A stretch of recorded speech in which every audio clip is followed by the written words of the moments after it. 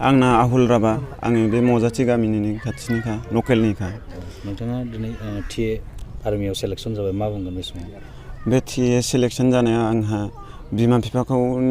बिफानि आशीर्बादाव जाबाय ओमफ्राय सार बे आसाम फिजिकेल एकाडेमि सारमोननि थाखाय बहुत गोजोननाय थाबाय मानो होनबा सारमोन नङामोन आं बेबायदियाव माबायामोन सहैयामोन बेनि थाखाय सारमोनखौ बहुत गोजोननाय होबाय आरो आंनि गोसो गोरबोजों नोंथाङा बेसेबां सान ट्रेनिं लायामोन बे एकाडेमियाव आङो मास मोननैसो लादों रिटेननि थाखाय मानो होनोबा आङो न'आव एसे माबानि थाखाय लानो हायाखै बे रिटेननि थाखाय क्लास लाफैनायनि थाखाय आंनि बहुत गोजोननाय थाबाय सारमोनखौ मानो होनोबा सारनि फोरोंनाया ओरैबायदि गोसोआव हाबखायो ओंखायनो बहुत गोजोननाय होनाय जाबाय सारखौ जाय लाइमोनफोरा डिफेन्सआव थांनो गोसो बिथांमोनखौ मा खावलायगोन नोंथाङा दिनैनि समाव जाय लाइमोनफ्रा बिदियाव गोसो दङबा गोसो गुदुंबा आसाम फिजिकेल एकाडेमिखौ जइन लानो हागोन आरोना मानो होनबा आसाम फिजिकेल एकाडेमिया ओरैबायदि सुबिदा होयो मानो होनबा फरायनाय मानाय जेखौ फोरोङो बेखौनो फैलायबाय थायो आरो मानो होनबा फोरोंनाया मोजां जायो ओंखायनो ओरैनो थास्लायस्लाय बे आसाम फिजिकेल एकाडेमियाव लाफैब्लानो जायो आरो फिजिकेलजों लोगोसे रिटेनबो फोरोङो जाय गोसो गुदुं दं बेखौ आसाम फिजिकेलाव लाफैनो बुंनाय जाबाय आङो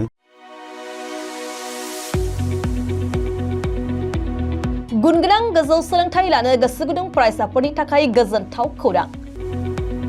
क'क्राझारनि बड'लेण्ड स्टार एकाडेमियाव फरायसाफोरनि मुं थिसननाया सोलिगासिनो 2025-26 सोलोंथाइ बोसोरनि थाखाय 6 थाखोनिफ्राय 9 थाखोसिम आरो एचएस फार्स्ट इयार आरो एचएस सेकेन्ड इयार थाखोआव फरायसाफोरनि गोदानै मुं थिसननाया सोलिगासिनो क'क्राझार सहरजों नांजाबनाय साहा फारसे साखाथि तितागुरियाव थानाय बड'लेण्ड स्टार एकाडेमि क'क्राझाराव बड' मिडियामनि 6 थाखोनिफ्राय 9 थाखोसिम साइन्स आर्ट्स कमार्स स्ट्रिमाव बड' आरो इंलिश मिडियामाव एचएस फार्स्ट इयार आरो एचएस सेकेन्ड इयार थाखोआव फरायसाफोरनि गोदानै मुं थिसननाया दासान्दि सोलिगासिनो दं रोंगौथि गोनां फोरोंगिरिफोरनि फोरोंथाय होनायजों लोगोसे गोबां उफ्रा सोलोंथाइनि खाबुफोर जेरै डेली फ्री जेईई आरो नीट क्लास जेईई नीट आरो कम्पिटिटिभ एग्जामनि थाखाय free mock test English speaking class daily GK class career guidance library facilities personal attention हौवासा आरो हिन्जावसाफोरनि थाखाय आलादा थाग्रा हस्टेल बायदि सोलोंथाइ खाबुफोरजों गुनगोनां सोलोंथाइखौ बे बड'लेण्ड स्टार एकाडेमियाव मोननो हागोन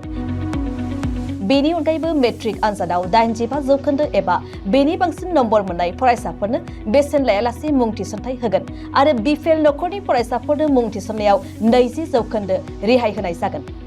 अब्ला मानोथो गोबाव खालामनो नोंथाङाबो गुनगोनां गोजौ सोलोंथाइ लानो थाखाय क'क्राझारनि बड'लेण्ड स्टार एकाडेमियाव मुं थिसननायनि खाबुखौ लादो बांसिनै मिन्थिनो थाखाय गाहायाव होनाय मबाइल नम्बराव फोनांजाब खालाम मबाइल नम्बर 7638008149 6003494371 आरो 6000034997